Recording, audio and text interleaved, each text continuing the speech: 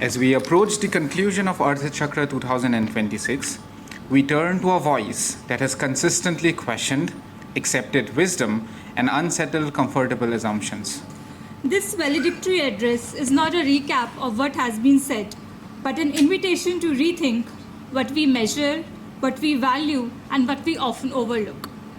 From a small village in Villupuram to the very center of India's political and intellectual life, our next speaker's journey reflects a lifelong engagement with truth, accountability, and national purpose.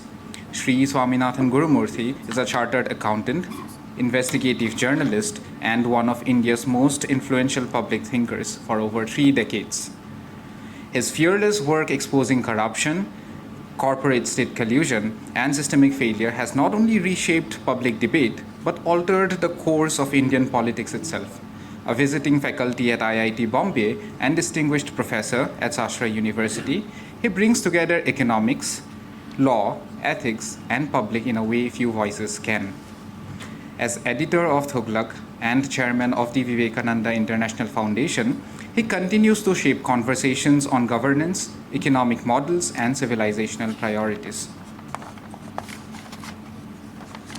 In an era obsessed with headline numbers and abstract growth curves, his address asks a more fundamental question. What does it mean to build an economy that actually works for Bharat? Ladies and gentlemen, we are now honored to present the valedictory address for Arthachakra 2026. Please join us in welcoming Sri S. Gurumurthy and Professor Kedar Nayak.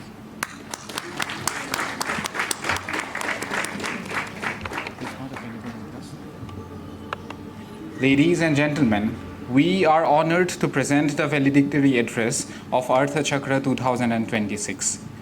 Please join us in welcoming Sri Swaminathan Gurumurthy. Over to the dais, sir.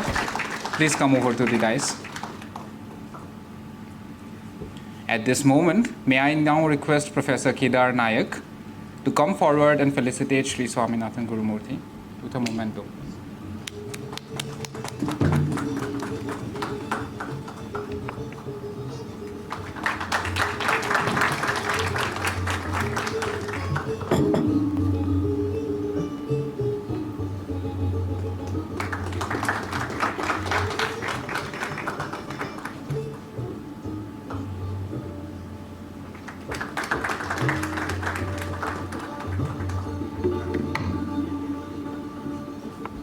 Thank you, sir. We now invite Sri Swaminathan Gurumurthy to deliver the valedictory address of Arthachakra 2026.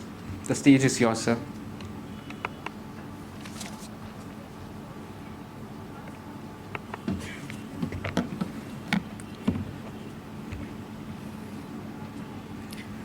Namaskaram to all. I'm coming here maybe after nearly 35 years.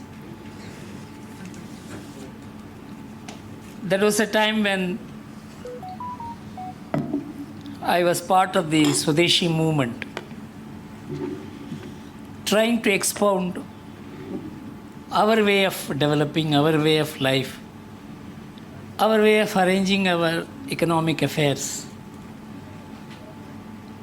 And there was a tsunami called globalization which was sweeping the world and India at that time.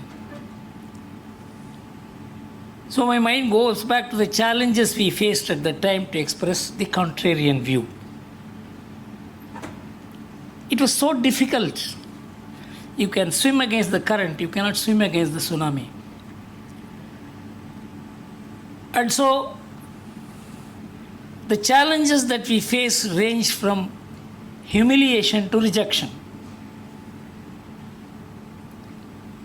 In fact, today many people call me an economic thinker.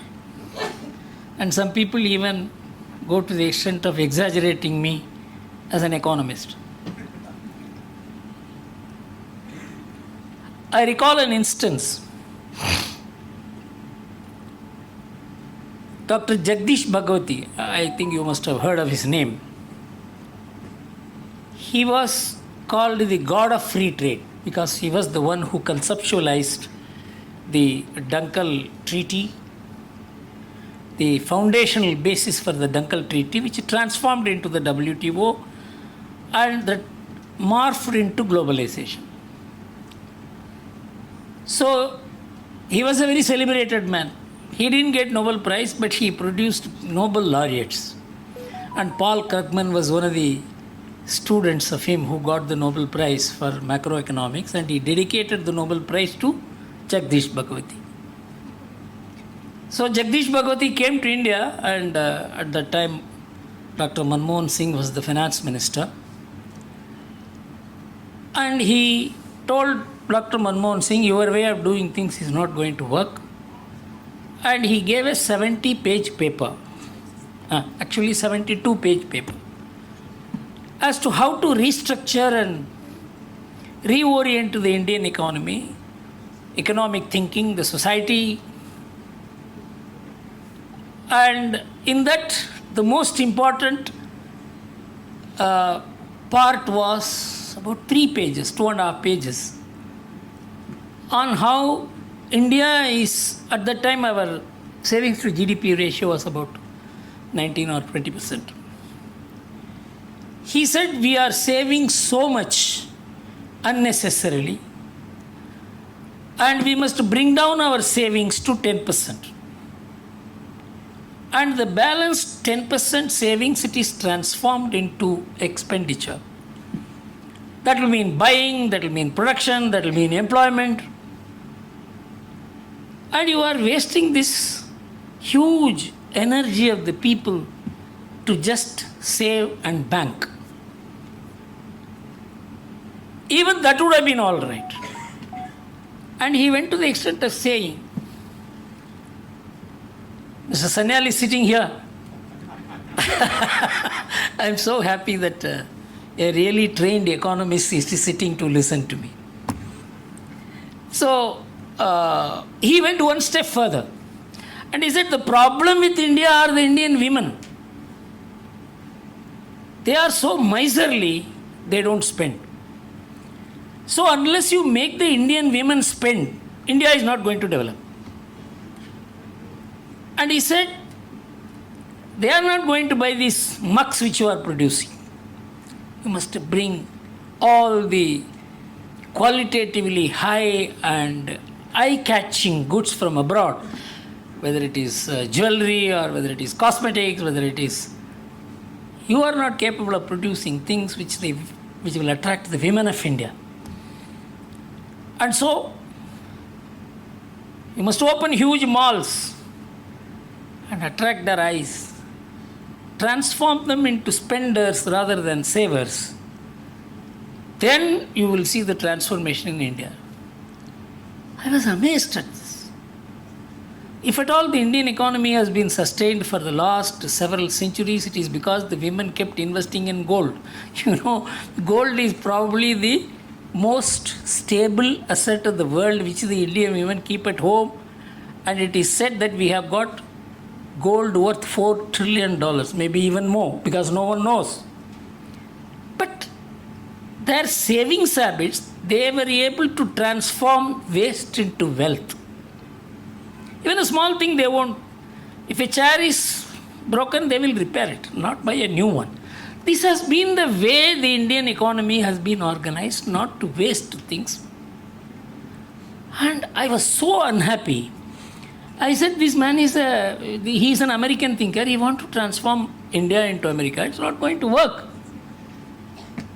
And our savings is what is going to be our mainstay. It's not that we will not need capital from outside, but that can only be a contributory. The core has to be the Indian savings, Indian consumption, Indian investment, Indian talent.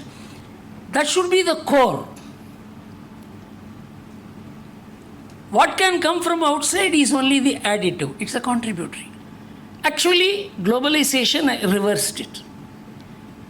The global as the core and national as the contributory. This was a perverse economic thinking, both in terms of ideas as well as in terms of the actual economic factors at work. So I carried on a campaign against him, criticized him. At the time, the media used to Of course, I was a media personality, so the media used to give me some importance. And so they used to publish my views. So someone asked Dr. Jagdish Bhagwati that you are saying that Mr. Gurumurthy is saying you are wrong. India can develop only through Indian savings. Of course, foreign investment can be an additive. He said, who is Mr. Gurumurthy? They said, he is also an economist. Economist? If Gurumurthy can be called an economist, I can be called a Bharatanatyam dancer. I remember some 4 years back, P. Chidambaram wrote an article in Indian Express, maybe 5 years back. He said, so long as this government listens to Bharatanatyam dancers to frame the policies, this country will never develop. Because nobody knew that I was the Bharatanatyam dancer he was referring to. This is the kind of humiliation we were undergoing. In Administrative Staff College of Hyderabad, there lived about 1,500 people. And I was explaining how WTO is bound to collapse because you can never have a global regulatory mechanism without global governance. There has to be global government. That is the starting point of the Rhodes Institute and all that you need a global government. And only West can form and run the government. It's the most efficient, most scientific, most organized, most powerful. Others have to only to be, they are governable and to be governed. They cannot govern. This is the basis on which the whole world has been moving for the last 80 years, 90 years maybe. So, I was saying this whole thing is wrong. You cannot top-down organize even a nation.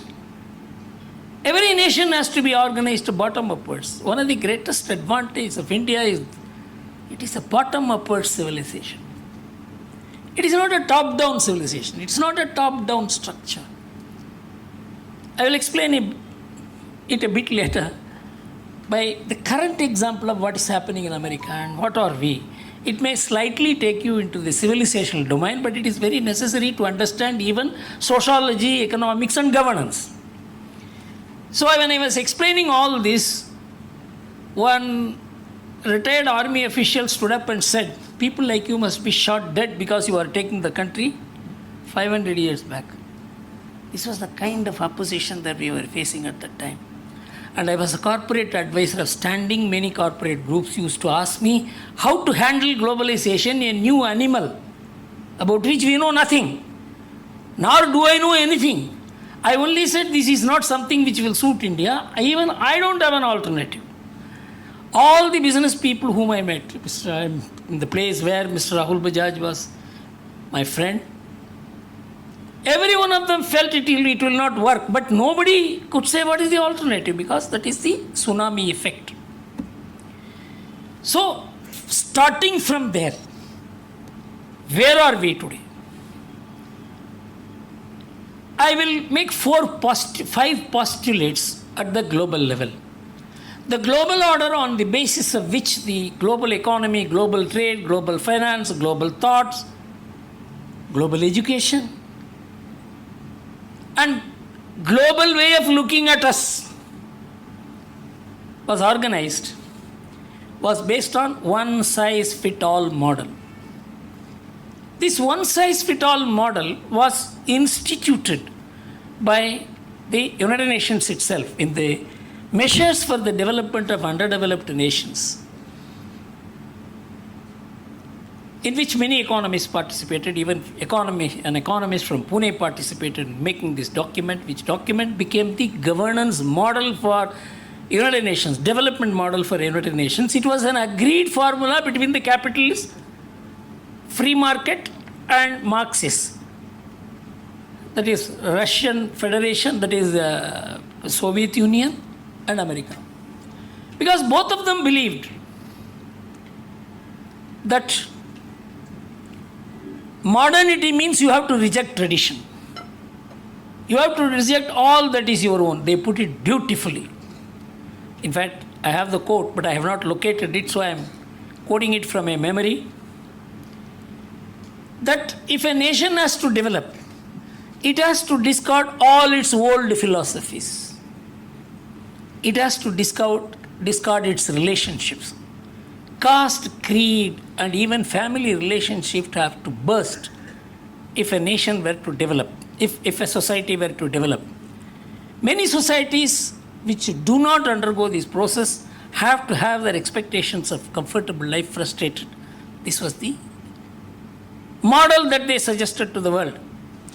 This is a common point of agreement between capitalism and communism. Many people think they are competing ideologies, hostile ideologies, but they are only fighting over the ownership of material resources. Otherwise, both of them agree on the same lifestyle, godless lifestyle. There is nothing which is called relationship in those, purely based on contract. The relationship between the state and the people are based on contract, not on values, not on dharma. It is based on contract. It's called social contract theory. The relationship between individuals is based on contract. In fact, I don't know how many of you, any law student here may know, there was one Henry Maine. His Hindu law we read even today. He was a clerk in East India Company. He was in Chennai. He wrote a book that we are all people who look at the world by a contractual outlook. These Indians, they look at the world through relationships, by status. This is a backward society. We are a modern people. This is how modernity started growing. It is a product of Western anthropology which originated, you will be surprised, in Chennai. So modernity means rejecting traditions, rejecting all that is your own. Unless you reject that, you don't become modern. It's not just sociology. It's not just politics. It became economics. This was taught to us. And two great people, two great thinkers, one Karl Marx and other Max Weber, pioneered this in the mid-19th and late early 20th century. Karl Marx wrote a couple of articles in New York Herald Tribune, which is now called the International Herald Tribune, in which he said, that was about India. He said that India is a very peculiar country and its economy is organized on the basis of villages. Every village is a functioning economic unit. It doesn't need anything from any other from outside. The gap between the consumer and the producer and the consumer is so less. There is scope for exploitation is limited. He even called it primitive socialism. But he said this society has not changed for the last 2000 years. It's a changeless society. Because it is changeless, a stagnating society, it is a semi-barbaric society. And it is worshipping monkeys and cow. And so this society, unless this society is broken, obviously it will result in the breakup of the economic order which is functional. This society will not be prepared for revolution because under the communist theory, unless the society turns into a revolutionary society, it will not become progressive. It will not be a developed society. And so long as India is like this, it will never subject itself to revolution. The British are doing the right thing by destroying the social base of India. This will prepare India for revolution. This destruction is painful. And he quoted Gokhale to say, it is pleasurable too. Almost the same views were expressed by Max Weber, who is called the builder of the modern West. And he said, he compared the Protestant and Catholic societies and said the Protestant societies develop faster because they promote individualism, enterprise, entrepreneurship, which aligns with modern capitalism, and that is why all the Protestant nations are developing, whether it is America, whether it is Canada, whether it is England, whether it is Australia, New Zealand, all these countries were developing. But all the Catholic nations were lagging behind. Because they are under the control of the church. There is no individualism, there is no enterprise, there is no entrepreneurship. He was right. 30 years he observed the distinction between the Catholics and Protestant societies and theorized. But suddenly he wrote 2 books. One on the religion of Hinduism and on the religion of Buddhism. He said 2 societies will never develop, that is India and China, because they follow Hinduism and Buddhism. Because they believe in karma and rebirth, which will never allow a person freedom. He will never become an entrepreneur because he has no choices. According to researchers, these 2 great men who never came to India, met any Indian, nor did they read any Indian literature, nor did they have any experience of what India was. Their thinking dominated India. Any research will show it to you. It is they who dictated the academic, political, social, and economic discourse in India. This is what was taught to the IAS officers, IFS officers, our educational institutions. This was the pressure. To think of what is your own is backward. This was the position of India, and it became more concrete after freedom than even before. Because during the freedom movement, something called Indian was being aroused in every Indian. Afterwards, Indian became a dirty word. Anything Indian became dirty, backward. As Karl Marx said, semi-barbaric. Our left thinkers, whose thinking left them actually, they began following and they decided the global discourse. This was the position. And it became accentuated after globalization. The theory of globalization was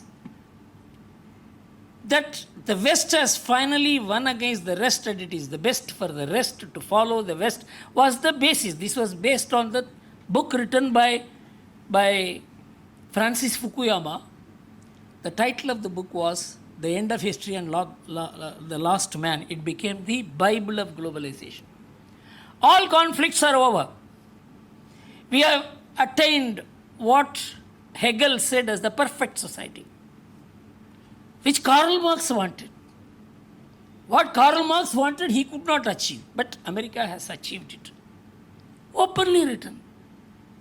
And this was the basis. In euphoria, America took the responsibility of running the world. And it took a Trump to say how foolish it was for America to have taken this responsibility. What Trump is doing looks abnormal to us. But there is no other way to save America. Anyone with fundamental knowledge of economics will know that American economy is the most American economic model is the most unsustainable economic model, not just for the world, but even for America.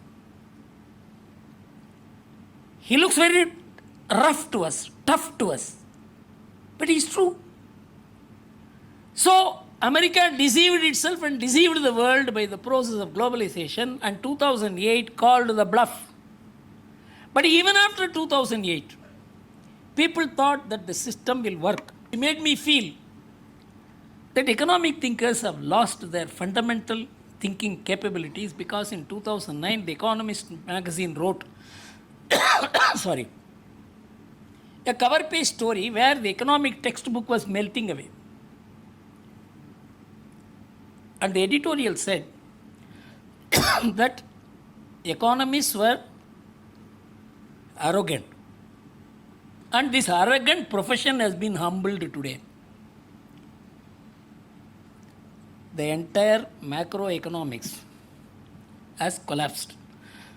Even after that, the world did not wake up. It is China's rise, exploiting the transparent world market, without being transparent in itself, which delivered a message to America that this will not work. In this situation, the COVID struck, and from there I am making 5 assumptions. The post-World War and Cold War order has collapsed. I don't think anyone has any doubt about it. This order was based on one-size-fit-all model, as I told you already, that it is the Western civilization which will lead the rest of the world. That has collapsed because even in the West, the Western civilization has completely destroyed the society. Because relationships were transformed into contracts. 55% of the first marriages end in divorce. 67% of the second marriages end in divorce. 74% of the third marriages end in divorce. 49% of the American families do not have husband and wife living with children. Only 28% of the American families have children, husband and wife living together. The society has collapsed. There is no elderly care by youngsters, nor do the elders care for the youngsters.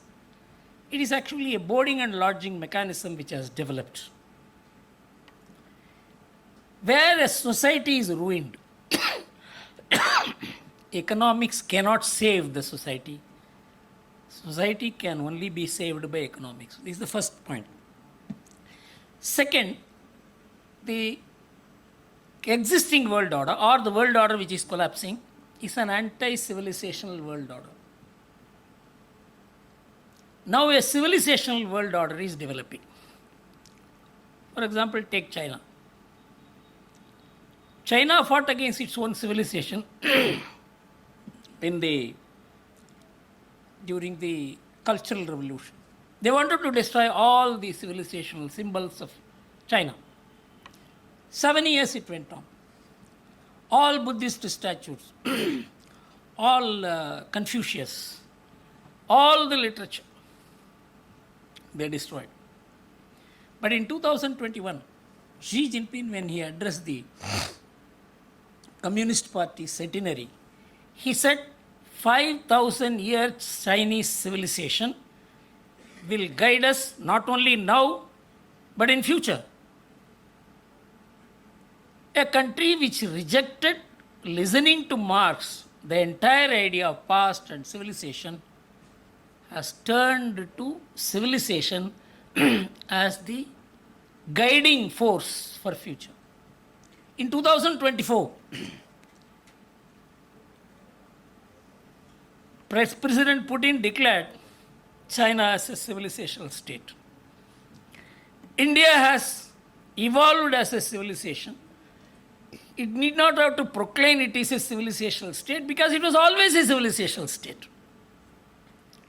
What it means?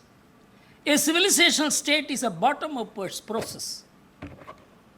Changes at the top do not disturb the society at the bottom. It has been proved by 1,000 years of foreign rule did not change the character of India because it is organized at the bottom. Now I will immediately take you to a report by Pew Research. PW Research is one of the most respected research institutions in America. It wrote a paper in 2020 that American politics is polarized like any other countries, democratic countries' politics. The polarization is not something different or something which is peculiar to America. But the problem, you know what is happening in America today? 2/3 of the Democratic Party members will not marry into the Republican family and vice versa. That is the extent of division. There is division within the family, between the neighbors. Unbelievable. In fact, my friends tell me the America to which I came is not the America in which I live. This is the extent of division.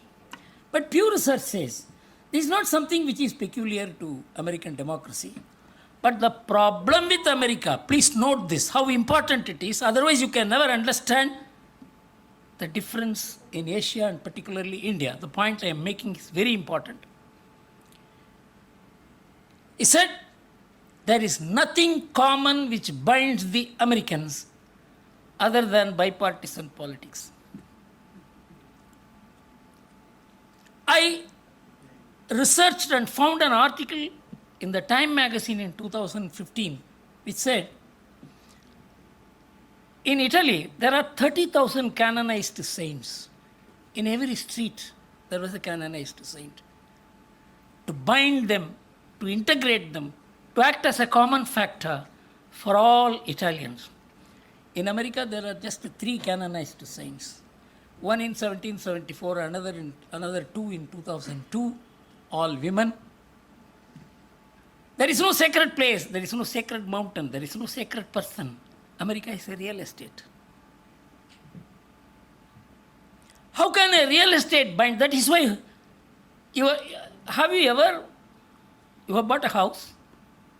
Have you ever thought this is the value of the house I have? It's your house. It's something which is your soul. But in America, that is evaluated in terms of money. And this is the home equity I have. For example, if I bought a house at $250,000 by borrowing money, and by inflation, the value of the house goes up to $400,000, this $150,000 is called home equity against which you can borrow and spend. This is how the American economy got into ruin in the first 10 years of 2000. So, there is nothing in common. As I studied this, I was in Kumbh Mela. I spent 5 days in Kumbh Mela. I wish I had spent 45 days because next Kumbh Mela, whether I will be alive or not, I don't know. This is something, an experience which no one should miss. What an amount of diversity.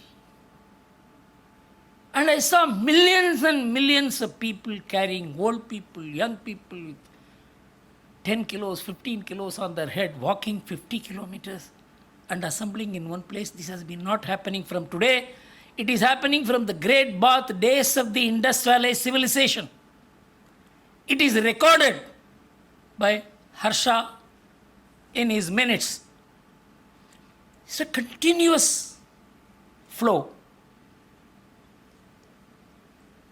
A bottom-upward civilizational consciousness, unheard of in the Western experience, is what makes India.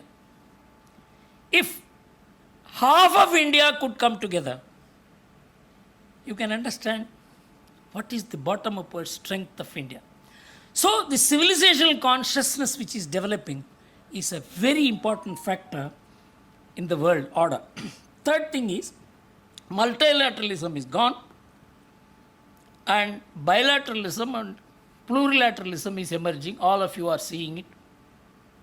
The fourth is there is diffusion of power. The Center for Foresight of the European Commission wrote a paper in the year 2021 where it said that the middle powers are rising, the hegemonic powers are going down. By 2030, there will be no hegemonic power in the world. And 50% of the GDP, 50% of defense expenditure, armed forces, equipments will all shift to Asia by 2030 or definitely by 2040 so far as the GDP is concerned. And so there is power shifting and power diffusion and there will be no hegemonic power in the world. This is the third point. Fourth point. You must understand the world is not a linear extension of what the world was in future. There is no reliable friend for anybody. There is no reliable ally. Everybody is everybody's enemy. Chanakya is back. Chanakya said in his Mandala theory that two nations which share borders can never be friends. He said the persons who share the border with your neighbor can have friendly relationship with you. That's precisely what is happening for us with Afghanistan. We have nothing to do with Afghanistan. It is the same case as Pakistan. But Pakistan or Afghanistan will not be friends. Pakistan and India cannot be friends. That is why Afghanistan and India can be friends. Mandala theory is proved. Every nation now feels the neighbor is the problem. So these are the 5 assumptions on the basis of which the global order will get organized. And there are 4 principles on which I will now explain the balance of my lecture. I actually used to say it at the end of the lecture, but I am saying it at the beginning. You know, Maharshi Aurobindo came to Pondicherry when the revolutionary movement had been crushed. And for 10 years, the country was completely silent from 1909 till Mahatma Gandhi came. Country was in dead silence. So everybody was looking to Maharishi Aurobindo in Pondicherry, that this man, a great intellectual, he will show us the way. And Aurobindo was living on a frugal living, money sent by some colleagues in Bengal. And he used to sit and take tea in the morning with 4 or 5 of his friends. Aurobindo said, my lead will come from one Siddha Purusha called Kullachami. He was a madman. He will throw stones, he will laugh, he will cry. He will eat the dust in the road. Everybody said, what is this man going to show lead to Aurobindo? And Subramanya Bharati has written poems on this great man. And so one day Aurobindo was sitting and having a cup of tea. Kullachami came and lifted the teacup in front of Aurobindo, showed it to him. It was full. He emptied it and showed it to him and went away. Aurobindo said, I have got my message. People said, you have lost your tea. Please tell us what is the message you have got. Aurobindo said, he has asked me to empty my mind and begin thinking afresh. Every thinking Indian needs to do this. Otherwise, the baggage of thought will affect our future, because the baggage of thought has been quite anti-Indian. Second is, the most obvious things are the most difficult thing to detect. This is proved by Newton. Apples were falling. Everybody was looking at it. But he only felt that there must be a reason why they are falling. And the entire dynamics of physics evolved out of the fact, because otherwise the obvious things, what they conceal, we don't know. This was quoted by an economist to say, even in economics this is true. The obvious things are the most difficult thing for us to understand. This is the second principle. The third principle is we need a helicopter view. You know, we are looking at the world. If you want to know what is the future, what is likely to be the future, you have got to suspend and go up. Then only you can look at and understand the world. And for which you have to decontextualize yourself. You are keeping on reacting to the context. As a journalist, I always used to react to the context. And over the years, I realized how much it restricts my capacity to think. Then I began moving away from context and began decontextualizing myself and began developing long-term view. No, the entire 2008 economic crisis was because of short-termism. American economy crashed because of short-termism. Chinese economy grew because of long-termism. In fact, the theory of Deng Xiaoping was hide yourself and bide your time. 30 years it took. And you know what, where China is now. In a way, The Indian society is a long-term society. I wouldn't say this about the Indian government, Indian educational institutions, Indian academic institutions, Indian government, Indian thinking model. All this is now polluted by short-termism. But we have a long-term view because our time scale itself is so vast, yugas. It is not limited to millennium. It is not limited to 100 years. It's not limited to decade. And even our life, there is a previous birth. We are going to have next birth. In fact, we made an analysis. All nations which believe in rebirth save more. And all nations which believe the life ends here save less. There is a Brookings Institution scholar, Bobsworth, Barry Bobsworth, if I recollect his name, in 2007 he came out with a paper comparing American savings with the Asian savings. He said American savings is personal savings. It is for himself. The man can spend, the man can waste, the man can enjoy. But in Asia, people save for their grandchildren. It is a dynastic savings. See how civilization works into a very, very different economic modeling. So, this short-termism which has killed the subject of economics, in fact, short-termism became integral to economics. Annual balance sheets became quarterly results, and then overnight interest rates and intraday movement. Imagine how we are arrested by short-termism. And that decides, actually the government of India had to bring in a tax law to curb this short-termism in stock market, which leads to speculation, which makes a huge impact on the long-term values of the shares. The shares which I want to hold for maybe 10 years, 5 years, this short-termism makes me feel maybe I have to sell it day after tomorrow. So this is unsettled. In this situation, I will take where the Prime Minister began leading the world with his G20 motto, one earth, one family, one future. This is a matter which I discussed with the Prime Minister also. I told him this, of course, this is a huge there is a huge underpinning of our philosophy in this, but the world cannot understand this unless we express it in a manner in which the world can understand. We need data, we need researches. Then he asked me, how will you explain? What I explained there, he asked me to give a lecture to the Niti Aayog.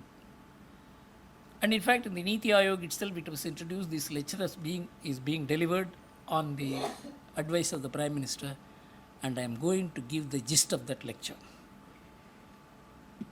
I will take 3 subjects to say how India is not only civilizationally different, economically different, structurally different, and environmentally different, and how it can make a difference to the whole world. When we say that Vishwaguru, it is not in terms of posting 12% growth rate, it is something more than that. That's what I am going to tell you in terms of 3 important ingredients of economics. One is food. You know, we have our entire Indian land area is 2.4%. And we have 18% human population on this 2.4% land. We have 30% of world's bovine resources on this 2.4% of land. We have all cattle put together, we have 42% of the world's cattle population on this 2.4% of land. We have other bioresources, whether it's birds or mammals, 8%. It's an ecological wonder. How on a small piece of land, all this can coexist? You have to find an answer to that. It's not an accident. It's a revolution. That's what I'm going to explain to you. You know why the Indian model has been able to sustain not only unbelievable amount of negative human land ratio, but also animals. The secret lies in the fact that in our arrangement of food, we eat more cereals and less meat. Our cereal consumption is 180 kilos per head per annum. Our meat consumption today is 3.5 kg per head per annum annually. You know what the trick it does? 82% of the calorie value, 82% of the calorie value you get from cereals. Only 18% you get from meat. 63% of the calorie value, of the protein value, you get from cereals, and only 37% from meat. That is why we are able to supply protein and energy to a large population from a small piece of land. Fortunately for India, and in case of no other country, it is so, almost 50% of our land is agricultural land. So, it is cereal-based lifestyle. It is not that we are all vegetarians. 70% of Indians are non-vegetarians. But for us, it is sabji. But take America. 124 kg is the meat consumption per head per annum. And of course, they consume far less, maybe 80 kilos of cereals or so. And because of that, the effect is that the impact on environment, the CO2 gas emission in case of meat, is 10 to 100 times more as compared to cereals. So, environmentally sound, and from a small area you can feed so much of population. And then I thought, if all Indians decide to discard their meat cereal ratio and to take American burgers and things like that, we will need 6 times the agricultural land we have.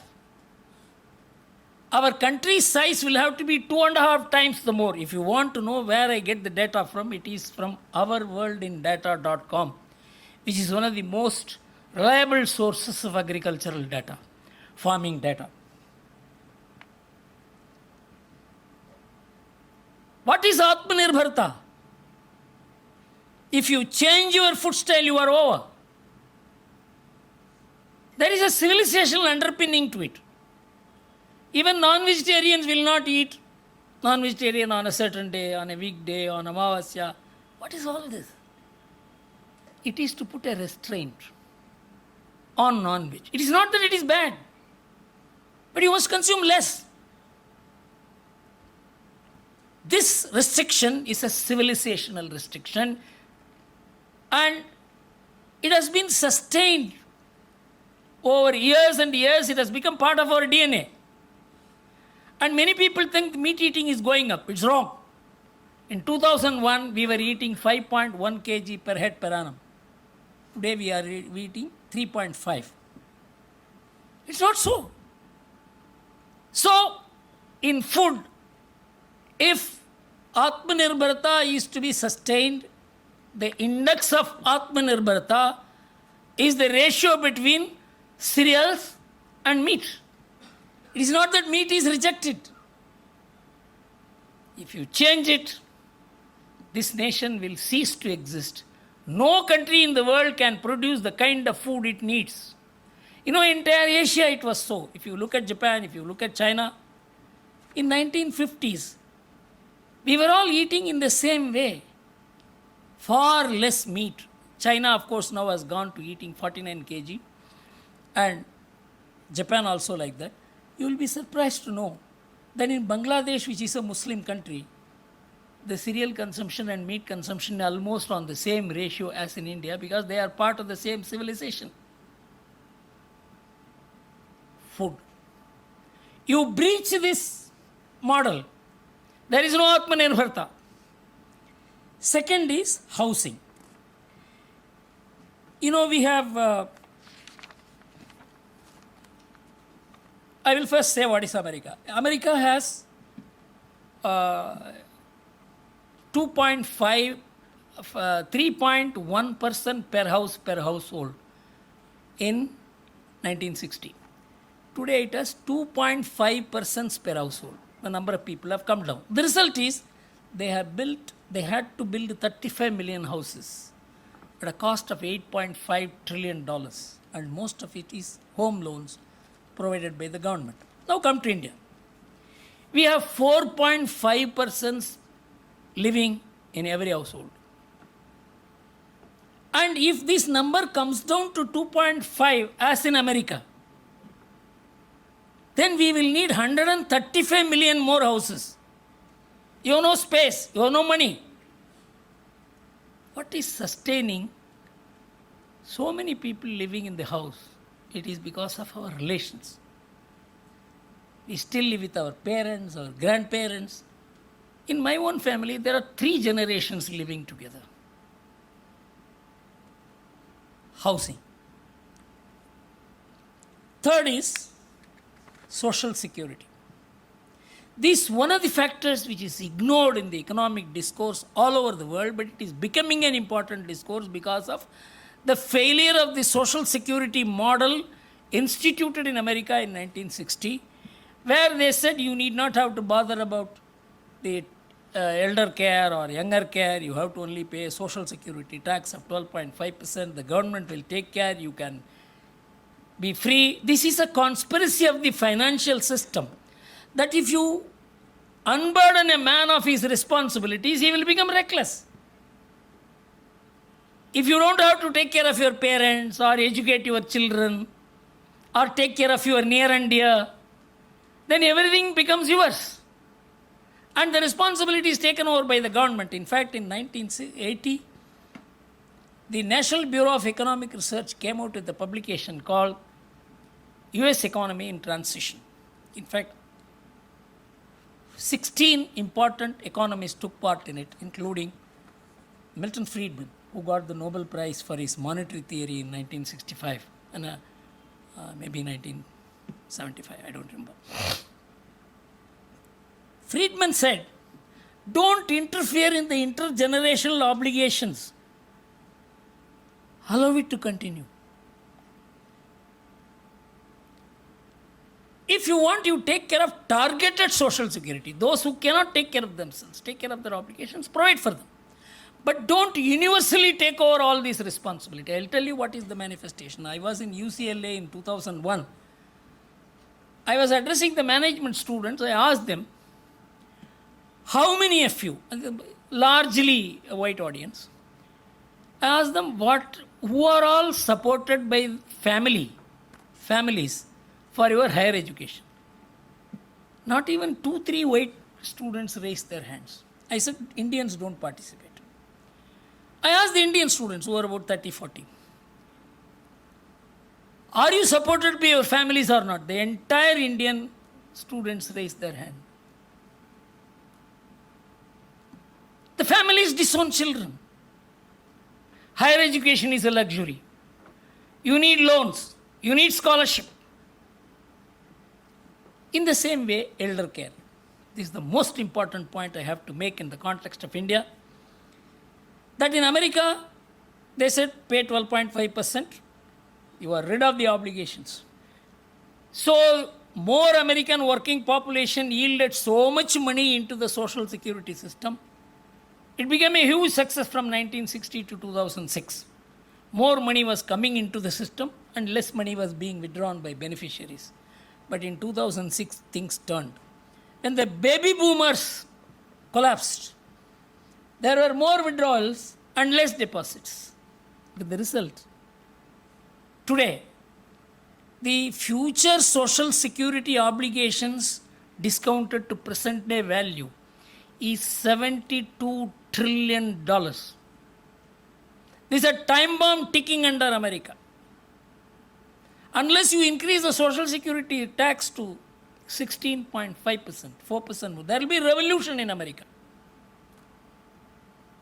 You can't increase, but you can't sustain, because you have taken over the civilizational, cultural, traditional obligations of families, destroyed the families. In India, if all educated Indians, employed Indians, working Indians disown their responsibilities towards their elders, nearly 60 crore people will be standing before 7 Lok Kalyan marked for 2 square meals a day. Will India sustain? What is sustaining India is the civilizational underpinning which governs our social life, our family life. Today, if somebody is not taking care of the parents, the society will look at them. The society has an eye, it has a judgment, it has an influence. This is called social policing today. Yes, social policing is needed. Most people who use the word social policing do not know what is the amount of actual police in India. India has 6.668 lakh villages and towns. This question I have asked in many audiences. These 6,68,000 villages and towns, how many police stations we have? Do we know? I asked this question in IIM, IIT. No one answered. We have just 14,400 police stations only. But if you look at the crime data of the United Nations, whether in terms of murder, or dacoity, or rape, or any unconcealable crimes, India is amongst the lowest. Because the society oversees. There is respect for elders, there is respect for parents. My neighbors have slapped and corrected me in my village. This is social capital. Social capital, intellectual capital, and financial capital are three different things. Intellectual capital and financial capital belongs to the man who has it. Social capital belongs to the society. We are only beneficiaries of that social capital because the society oversees all of us. We submit ourselves. This is beautifully put in Mahabharata. Tyajatyegam kulasyarte, gramarte kulam tyajet. Gramam janapadasyarte, atmarte prithvim tyajet. Beautiful encapsulation of Indian civilization. An individual yields to the family. Tyajatyegam kulasyarte. Gramarte kulam tyajet. For the society, the family yields. Gramam janapadasyarte. For the nation, the village yields. Only one person is not bound by this rule of yielding, and that is the man who doesn't want anything on this earth. Atmarte prithvim tyajet. This is the integral idea, which is building up relationships amongst us. You owe a duty even to a neighbor. You owe a duty to the parents. You owe a duty to all the people around you. I will tell you a telling example, anecdote in my life. In the year 1994, one of my clients, also a friend of mine, he had a banking appointment for settlement, some 400, 500 crores. He was driving out. In those days, you could go to the airport, park your car, come back and bring the car back. That arrangement was there. So he was driving out, but his neighbor's wife came and said, my husband is having heart attack. He has to be taken to the hospital. So he went, put the husband and took the wife, and they went to the hospital. The husband was saved. Banking appointment went up in smoke. 5 years the man struggled, almost fighting insolvency. Once I asked him, hey, what do you think would have been the case if you had gone for the bank appointment and something had happened to this man? He said, Guru, I would never have lived in peace throughout my life. This is India. We all live that, but we are not conscious of it. Because it is Newton's falling apple. Every fact I mentioned is Newton's falling apple facts about which we are not conscious. They conceal a huge material truth. When we talk about Atmanirbharta, all this will not be reflected in GDP. GDP is a story which we must have, because there must be an index of measurement. But there is something beyond. GDP should not conceal it. The GDP is the outcome of it. The GDP is powered by it. This part is not taught in our economic schools. This we have been fighting for the last 30, 40 years. I don't want to go more into how this whole transformation took place in the year 2015. People think this idea of world as the core, nation as the contributory, got reversed only now. In the year 2015, when the Niti Ayog was constituted, I am going to read out to you what the Niti Ayog postulated. It is a very, very important quote which the Prime Minister recalled in his speech yesterday to the ET World Economic Summit. On 1st January 2015, the Cabinet mandated the Niti Ayog this. Perhaps most importantly, the institution, Niti Ayog, must adhere to the tenet while incorporating positive influences from the world. No single model can be transplanted from outside into the Indian scenario. Will you believe it? In 2015, we need to find our own strategy for growth. The new institution has to zero in on what will work in and for India. A thought which never struck the economic thinkers in India, blinded by globalization, because there is no thought which will work only for one country. It has to work for all countries, and that is how macroeconomics was founded. Finally, it will be a Bharatiya approach to development. The entire Modi 1 measures, whether it is Jandan, whether it is anything that you take, it is a bottom upwards process. All the reforms were not the second generation, third generation, fourth generation reforms which the World Bank and IMF used to talk about.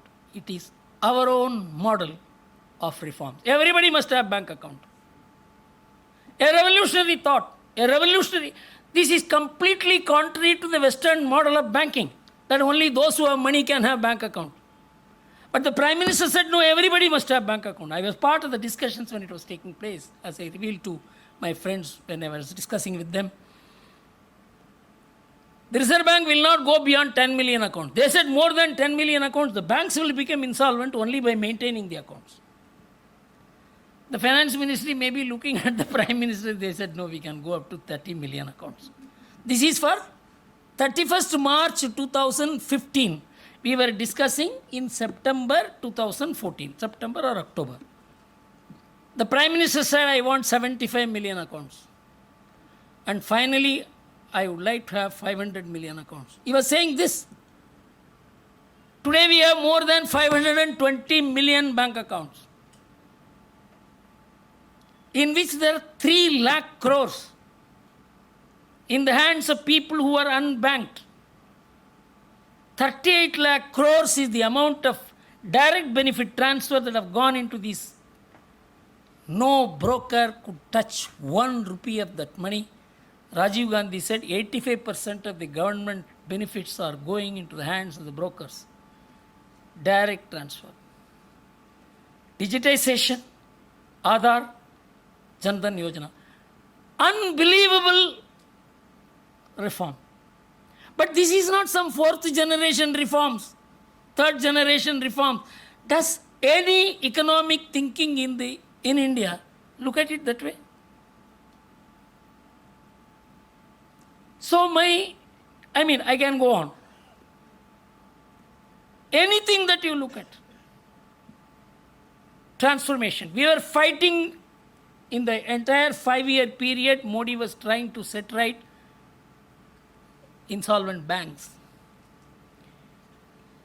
He improved the situation, brought about a transformation, and the man personally invested himself. How many people know that he went to 79 countries? Some countries 10 times, some countries 9 times, some countries 8 times, some countries 5 times. Unbelievable, he built personal rapport with people. With the result today, he is the most popular leader. According to the American Morning Consult from 2001 till today, he is the most popular leader in all the 26 democracies. It is not just based on GDP. It is based on his connect. Everything has gone into building India. The domestic growth, the domestic savings, the domestic consumption. We are only the most balanced savings consumption nations in the world. You look at China. Its savings is 2/3. Its expenditure is, domestic expenditure is 40%. It depends on the world. If world nations refuse to buy Chinese goods, Chinese economy will collapse. Because it depends on global consumption, not local consumption.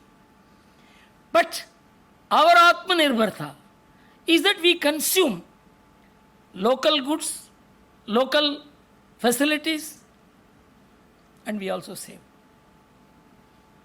And the contributory is the world. It is not that like China, for instance, it had a huge FDI because of its grew. We had huge savings because of it, we developed, with marginal contribution from FDI and FII.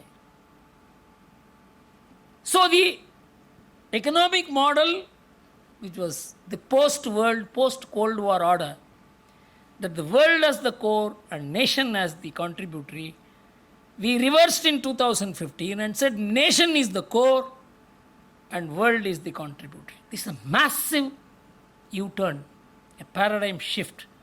But unfortunately, it has not been noticed in the discourse. And I suppose I have said enough for you to think. And my appeal always is, this profession of economist is very trusted because there is no other profession to trust. They are not going to trust chartered accountants, you know it. So they can at best be Bharatanatyam dancers. So I think this Gokhale Institute has a huge history associated with Indian politics, Indian history, Indian civilization. He was a great man. Gokhale was a far-sighted thinker. He was a long-termist. Even Gandhi, as compared to him, was a short-termist. He wanted the nation to be prepared for us to get freedom.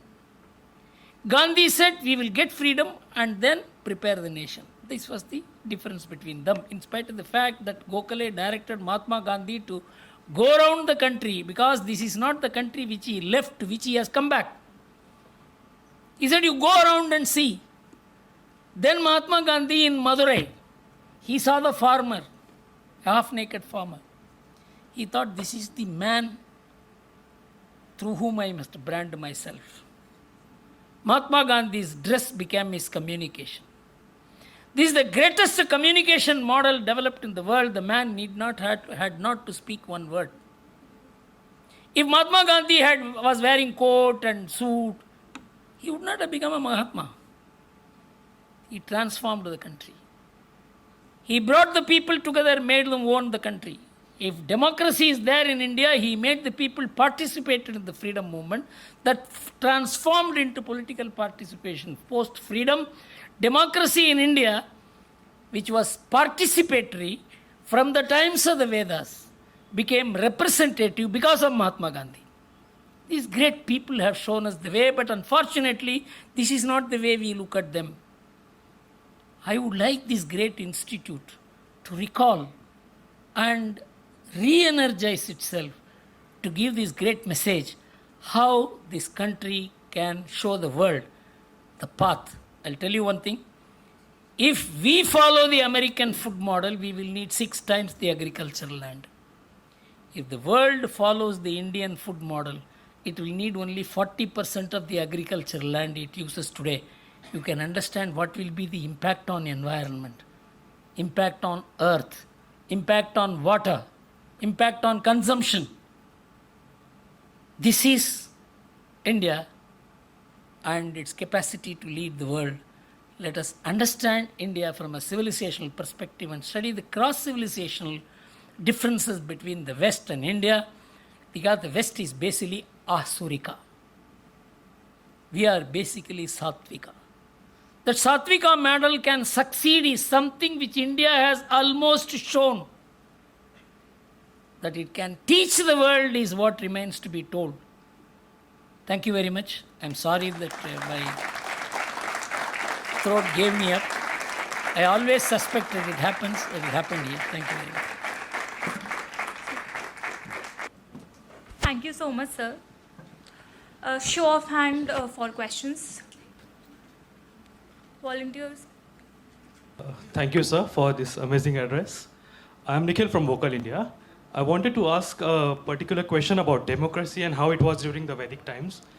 There is a thought from Plato, which says that if we go with democracy, eventually the population will choose what is more popular rather than a right leader. So how does our Vedic thought solve this problem of having the right leader instead of a popular leader? See, to understand Plato and Socrates, you must read two books. There is a book by name India in Greece by Edward Pocock. He was a Greek himself, of course, based in England. He wrote this book in 1820. He said the Greek civilization was built by India, and all that the Greek model is, that is naming river and mountains, considering them sacred, all this came from India. And he also traced how the migration took place from India to Greece, because Greek people are not Europeans. The origin of Greeks were called philosophies, and the Greek language doesn't have grammar, did not have grammar. And so then he traced it to Sanskrit, and then he traced Phalasagis to Phalasadesha, Bihar. And so this book was completely removed from sight by the British, because they were saying, as Macaulay's minister said, we are the descendants of Greek civilization, and so we have the right to rule India. But if Greeks were the descendants of India, how will they get the right to rule? So this book was completely, this is available on the net, you can read. The next book is by another Greek, which is a more well-researched book called The Shape of Ancient Thought. This was written by a great American Greek called Thomas Machiavelli.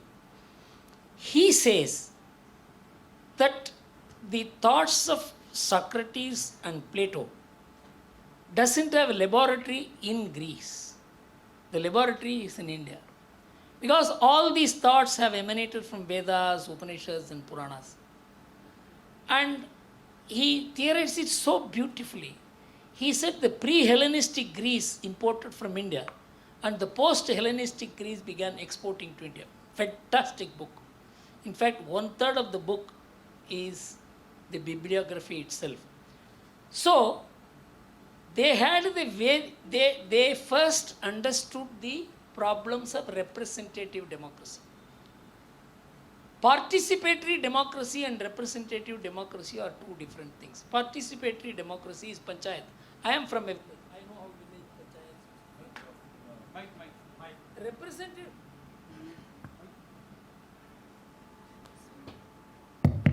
Representative democracy is that you elect somebody. And that is where the problem arose. Then Plato saw the representatives could be corrupted. But in India, I don't know.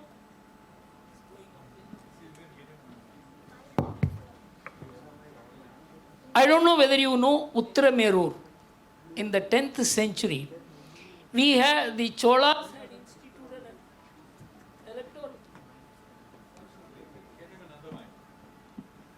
an electoral system of balloting and the qualifications for the candidates and even the recalling of the candidates. So, in fact, the Prime Minister, Karunanidhi has spoken it in a big way. Kanchi Mahaswami, whom I regard as my guru, he was the one who brought it out. And in the Mother of Democracy exhibition, these figures very prominently. So, unfortunately, representative democracy is not like those period of sabhas and things like that. And, with the mix of money, with market economics, after globalization, how much politics has deteriorated, I have seen with my own eyes. So, this is a problem we are facing. We need a huge moral regeneration. When it will happen, if at all it happens, it will happen only in India. I may not live to see it, but all of you will. India will produce. Because I'll tell you a very moving incident which I had when I was in Hindu-Buddhist dialogue in last February in Bangkok. The co-organizer of the dialogue along with the Vivekananda International Foundation, where I am associated with, was Japanese foundation. Its director was one Sato. We were going in the bus from one place to the other. He asked me a question. Mr. Gurumurthy, can you tell me, how is it that only in your country, Shankara, Ramanuja, Madhva, Ramakrishna Paramahamsa, Vivekananda, an unending stream of great people. In no other country it is there. In fact, I began looking at it that way only after you put this question. We don't look at it that way. It is how these great men transform in every place, whether it is Tulsidas, whether it is, they have structured the Indian mind, built the Indian DNA, informed the Indian soul. So I think if any country can play that role of understanding the purpose of human existence and linking into contemporaneity, which is called the modernity. I reject the word modernity because it rejects tradition. Contemporaneity is a better word because it is an evolutionary process. I think India will show the way, is my faith.